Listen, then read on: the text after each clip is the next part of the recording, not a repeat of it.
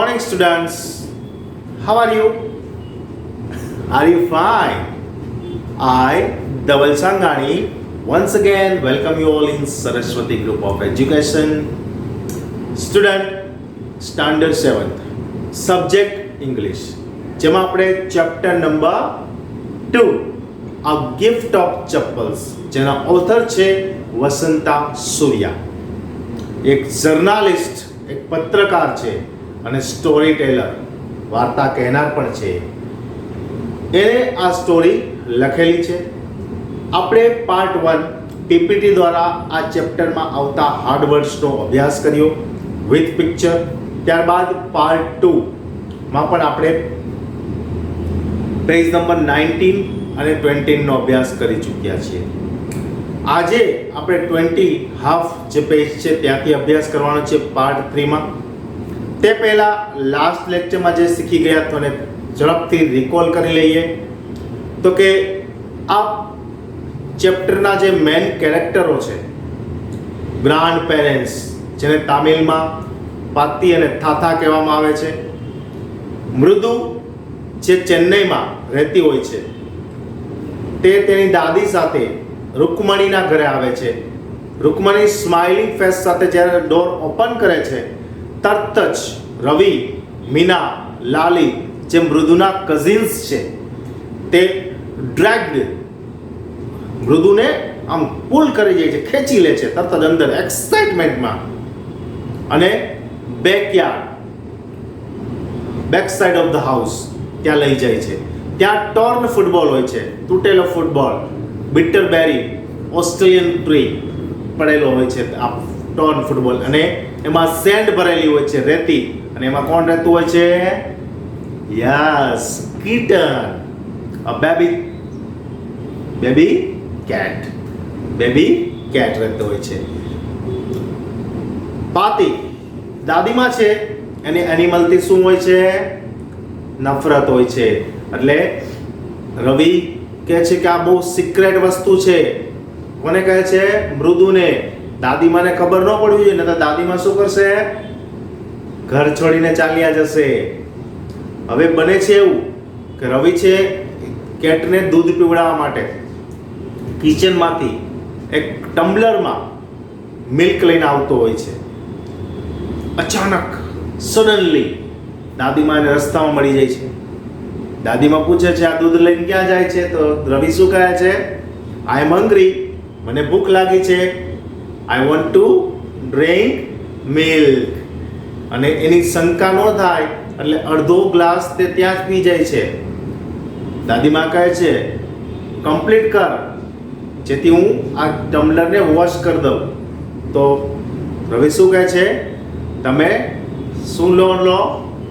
સમસ્યા ન લો, તમે તકલીફ ન લો, હું જાતે જ ધોઈ નાખીશ. માંડ રવિ ત્યાંથી બચે છે અને ઝડપથી જાય અને કોકોનટ શેલ, મેં તમને કીધું હતું ને શ્રીફળનું કાચલું, એમાં દૂધ રેડી અને કેટને આપે છે. હવે આ કેટનું નામ શું હોય છે? મહેન્દ્ર વર્મા પલ્લવા પુની, MP પુન્નઈ શોર્ટ ફોર્મમાં. જે પલ્લવ નામના જે રાજા થઈ ગયા એન્શિયન્ટ, પ્રાચીન, એના ઉપરથી આ કેટનું નામ પાડવામાં આવેલું હતું. ત્યાં સુધી આપણે અભ્યાસ કરી ચૂક્યા છીએ. પેજ નંબર 20 થી આપણે અભ્યાસ શરૂ કરવા જઈ રહ્યા છીએ. તે પહેલા જોઈ લઈએ આપણે give મીનિંગ્સ. સ્ટોવવે, someone who hides himself herself. himself એટલે મેલ, herself એટલે ફિમેલ. તો કે someone એવું કોઈ વ્યક્તિ who hides himself herself in a ship or aircraft, કાં તો કોઈ વાહન કાં તો કોઈ એરક્રાફ્ટમાં પોતાની જાતને છુપાવી દે ને એવું વ્યક્તિ, પછી તે મેલ હોય કે ફિમેલ હોય. વેર્ડ, સ્ટ્રેન્જ ઓર અનયુઝ્યુઅલ, કોઈ દિવસનો અસામાન્ય, કોઈ દિવસ ન બન્યું એનો અણબનાવ, મીન્સ કે કોઈ દી ન બન્યું ને એવું કાર્ય બને એને અનયુઝ્યુઅલ કહેવામાં આવે છે. ગ્લીડ, મૂવડ અલોંગ સ્મૂથલી, કોઈની સાથે સરળતાથી ચાલ્યા જવું. વેસ્ટી, ધોતી ઇન તમિલ. જો આ ત્રીજો શબ્દ નીકળો આવે. પાતી એટલે ગ્રાન્ડ મધર, થાથા એટલે ગ્રાન્ડફાધર. એ જ રીતે વેસ્ટી એટલે કે ધોતી, એ ગામડાનો જે લોકો છે વિલેજર્સ, એનો જે પોશાક છે ધોતી, બરોબર, એને તામિલમાં વેસ્ટી તરીકે ઓળખાય છે. સ્ટમ્બલ ફોલોડ હેટિંગલી, આમ અધીરાયપૂર્વક કોઈનો પીછો કરવો. અને beringed, the music master is wearing a ring. Music master જે સુર તાલ માટે જે રિંગ પહેરે ને, તારને આમ સૂર દેવા માટે, એને બેરિંગ્ડ કહેવામાં આવે છે. Okay, move to page number 20. મૃદુ ગીગલ, એક અટ્ટહાસ્ય કરે છે મૃદુ. Think I M joking.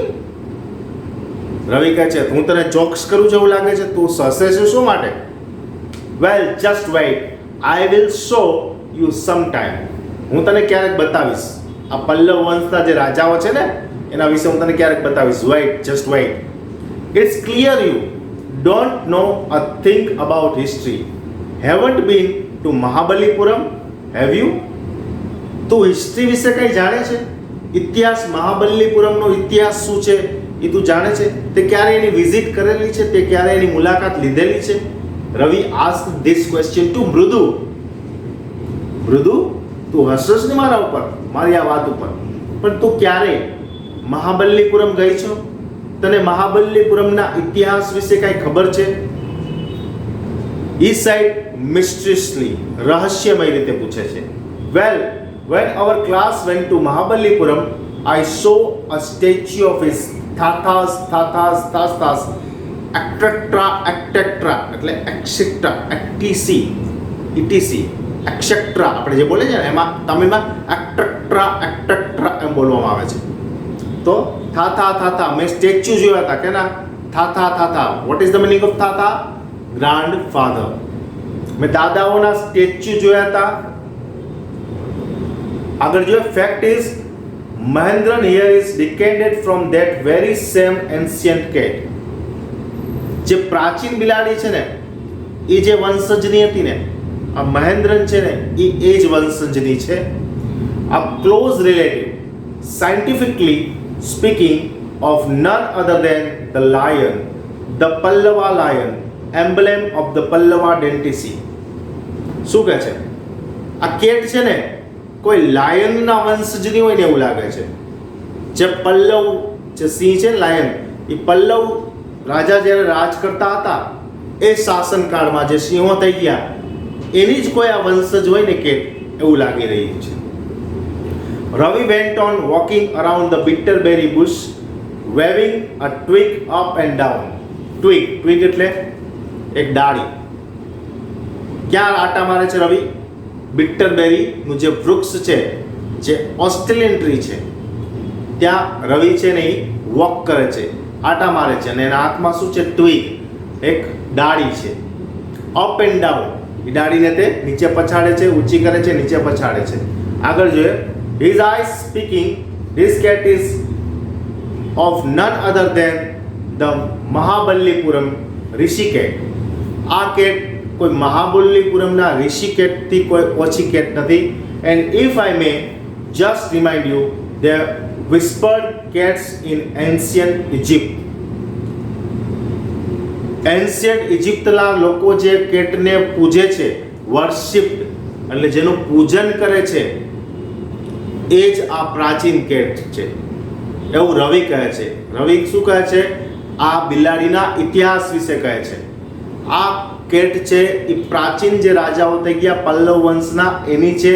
ત્યારબાદ એ એવું કહે છે કે ઇજિપ્તના જે લોકો છે, જે વર્શિપ એટલે કે દેવી દેવતાઓ તરીકે જેનું પૂજન કરતા હતા, એ આ કેટ છે. Now move to page number 21. How he loved the sound of his own voice. Meena and Mrudu exchanged looks. Exchange looks એટલે એકબીજા સામે જોવું, ખાલી નજરો નજરથી વાતો કરવી. How he loved the sound of his own voice. બિલાડી કેવો પોતાના જ અવાજને એન્જોય કરે છે. What does that have to do with anything? Mrudu demanded. What does that have to do anything? Mrudu demanded. Ha, I am telling you this cat is descended from the Egyptian cat god no goddess, bastards. Yeah, that's. I am telling you. હું તને કહું છું, this cat is એક જ જાતિની છે from the Egyptian cat god. ઇજિપ્તના જે ભગવાન તરીકેની જે બિલાડી પૂજાય છે, no goddess, કોઈ દેવી નહીં પણ દેવ. Well, one of the decans of that cat goddess was a stowaway in one of the Pallava ships, and his dependent was the Mahabalipuram Rishi cat. Well, one of the dependents, એના એક વંશજ છે cat goddess. Was it stowaway, someone who hides himself, જે સંતાઈ ગયા છે, ક્યાં તો કોઈ શિપમાં સંતાઈ ગયા છે, એના જે એક વંશજ છે, and his descendant was the Mahabalipuram. અને ક્યાંને બિલોંગ કરે છે? મહાબલીપુરમને, ઋષિકેટને. આગળ જોઈએ. Whose descendant is Ravi flourished his twig at Mahendran MP Punna here. Ooh, he shrieked, very pleased with himself. રવિ પૂછે છે ક્યાંના વંશજ, અને એમ કરીને જોરદાર ડાળી બિલાડીને મારે છે. આક એવો બિલાડીનો સાઉન્ડ નીકળે છે, અવાજ નીકળે છે. નેક્સ્ટ પેરેગ્રાફ જોઈએ. Mahendran looked up, shame. He had just been strapping his claws on the edge of the coconut shell. મહેન્દ્રન શું કરે છે પછી? Woke up, ઊભી થાય છે. He had just been strapping his claws, પોતાના પંજાઓ ખોલે છે. Edge of the coconut shell, ક્યાં પંજા ભરાવે છે? જે કોકોનટ શેલની કિનારી હોય છે ને ત્યાં. But worse than Ravi's awful whoop was a crash from the window. What a varied sound. પણ રવિએ એટલું જોરથી માર્યું હોય છે ને ડાળી કે વિન્ડો છે, કાચની બારી, એનો જે ગ્લાસ ખડર કરતો તૂટી જાય ને એવું એના શરીરના હાડકા છે એ થઈ જાય છે. MP Punnai was frightened out of his wits. હવે તે આ ડાળીથી ડરી ગઈ છે. Hair standing on end, એના રૂવાડિયા ઊભા થઈ ગયા છે. He bounced up and scurried towards a bamboo tray of red chilies that had been set out to dry. He bounced up, તે ઉછળે છે, and scurried towards a bamboo tree. Scurried, દોડીને વહી જાય છે. ક્યાં? બેમ્બુ ટ્રે, વાંસની જે tray બનાવેલી હોય છે એમાં લાલ મરચાંને સૂકવવા માટે રાખ્યા હોય છે. લાલ મરચાં છે એને સૂકવવા માટે જે વાંસની ટ્રેમાં રાખ્યા હોય છે ને, આ બિલાડી રવિથી બી જાય છે, ડરી જાય છે, એટલે તે ઉછળી અને ત્યાં ભાગી જાય છે. ટ્રાઇંગ ટુ હાઇડ બીનીથ ઇટ, જે વાંસની ટ્રેમાં મરચાં રાખ્યા હોય છે એની નીચે, બીનીથ એટલે નીચે, અંડર, સંતાવવાનો પ્રયાસ કરે છે. Bit tipped a few chilies over himself. થોડીક મરચાની ડાળીઓ છે, થોડાક મરચાઓ છે એના ઉપર પડે છે. Meow howled miserably. Meow meow કરીને તે ત્યાં બેઠી રહે છે. Next paragraph. The scratching went on and on. What is that noise? said Mrudu. That's Lali learning to play the violin, grinned Ravi. The scratching went on and on. કોઈ અવાજ સંભળાઈ રહ્યો છે. કયો અવાજ છે? મૃદુ પૂછે છે. ત્યારે રવિ કહે છે કે લાલી છે ને વાયોલિન શીખે છે. She will never learn a thing. The music master just goes on playing like a train whistling on and on. તે નથી વગાડતી, પણ મ્યુઝિક માસ્ટર છે એ આ લાલીને શીખવાડી રહ્યા હોય છે. જેમ ટ્રેન વિસલ ઉપર વિસલ વગાડે છે એમ મ્યુઝિક માસ્ટર એક સુર પછી બીજો સુર, બીજા સુર પછી ત્રીજો સુર, એમ કન્ટિન્યુઅસલી લાલીને લર્ન કરાવી રહ્યા છે. While Lali all this time deterring going completely off track. While Lali's all the time drilling going completely off track. એટલે કે લાલી જ્યારે મ્યુઝિક માસ્ટરે શીખવાડેલી નોટ, સુર પોતાની રીતે વગાડે છે ત્યારે હંમેશા તે ઓફ ટ્રેક હોય છે. ઓફ ટ્રેક એટલે બે સુરો હોય છે. જે શીખવાડેલું હોય છે એનાથી તદ્દન વિરુદ્ધ હોય છે. ઓકે સ્ટુડન્ટ્સ, લાલી શું હતું તો ઓફ ટ્રેક હતી. ઓકે, હવે આપણે સીન 2, હવે મ્યુઝિક માસ્ટર અને લાલી વિશેનું હવે કેટને ભૂલી જવાની છે, એ સીન 1 માં હતી. હવે આપણે મ્યુઝિક માસ્ટર અને લાલી વિશેનો સંવાદ સાંભળીશું, જોઈશું. Page number 22, scene number 2. Mridu crept up to the window. Crept up એટલે ડોક્યું કાઢવું. જો તમે ચિત્રમાં જોઈ શકો છો, મૃદુ, રવિ અને કોણ છે બીજું? મીના.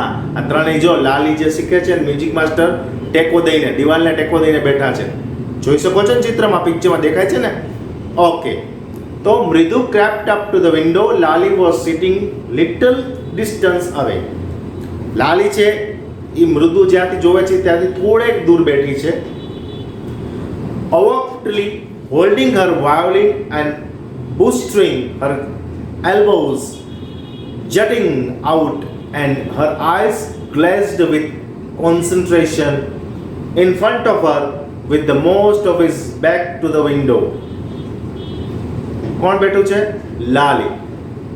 કોણી વાળેલી છે, વાયોલિનને હોલ્ડિંગ કરેલું છે અને એના ઉપર સૂર કરેલા છે. આઈસ કોન્સન્ટ્રેટ કરવા માટે શું કરે છે? પ્રયાસ કરે છે. કોન્સન્ટ્રેટ મેળવવા માટે લાલી પ્રયાસ કરે છે. કોણી વાળેલી છે, વાયોલિન પકડેલું છે, સૂર છેડવા જઈ રહી છે લાલી. આગળ છે, in front of her with most of his back to the window was the bony figure of the music master. In front of એટલે લાલીની સામે, in front એટલે ની સામે કોણ બેઠું છે? જેની વાસો છે એ ક્યાં છે? બારી બાજુ છે. પીઠ છે ક્યાં છે? બારી બાજુ. એવા મ્યુઝિક માસ્ટર બેઠા છે. He had a mostly bald and with a frying of oil black hair. શું છે? આગળ એને ટાલ છે, પાછળ બ્લેક હેર છે, તમે ચિત્રમાં જોઈ શકો છો. A gold chain gleamed around his leathery neck. એના ગળામાં સોનાનો ચેન પહેરેલો છે. આગળ જોઈએ, her ears an old fashioned tuft અને મફલર બાંધેલું છે. A gold chain gleamed around his leathery neck and a diamond ring glittered on his hand as it glid up and down the seam of the violin. A large foot stuck out from beneath its gold brush and he was beating time on floor with the scrawny big toy. શું કરે છે? તાલ છેડતા જાય છે અને એના પગના જે આંગળીઓ છે એ જમીન ઉપર શું કરે છે? ફટકારતા જાય છે. શેના માટે? આપણે તાનમાં આવી જાય, કોઈ સારું ગીત વાગતું હોય તો એને આપણે નાચવા લાગીએ છીએ. અને ચેર ઉપર બેઠા હોય તો આપણા પગ પણ મૂવમેન્ટ કરવા લાગે છે ને ક્યારેક ક્યારેક. એ જ રીતે મ્યુઝિક માસ્ટર પોતાના સૂર છેડે છે અને પોતે એનો એન્જોય કરતા જાય છે. એનું ફેસ કેવું છે તો કે સોનાની ચેન પહેરેલી છે, આગળથી વાળ નથી, પાછળ વાળ છે એ બ્લેક છે. બરોબર. આગળ જોઈએ, he played a few notes. Lali stumbled behind him on her violin, which looked quite helpless and unhappy in her hands. He played a few notes. Few notes એટલે કાંઈ નોટ લખવાની નોટ નહીં, પણ થોડાક સૂર છેડે છે. લાલી સ્ટમ્બલ્ડ. સ્ટમ્બલ એટલે જોયા જ કીધું આપણે, ફોલોડ હેટિંગલી, ફોલો કરે છે ને અધીરતાપૂર્વક લાલી. બટ પણ શું થાય છે? which look quite helpless and unhappy in her hands. પણ વાયોલિન એના હાથમાં શોભતું નથી. What a difference! The music master notes seemed to float up and settle perfectly into invisible tracks of the melody. કેવો difference છે! લાલી જે સૂર છેડે છે ને મ્યુઝિક માસ્ટર જે સૂર છેડે છે વચ્ચે. મ્યુઝિક માસ્ટરના સૂર આમ વહેતું ઝરણું જઈ રહ્યું હોય ને એવા શું હોય છે? શાંત હોય છે, મગ્ન કરી દે એવા સૂર હોય છે. જ્યારે it was like the wheels of a train fighting somebody into the rolls and whistling along, as Ravi said.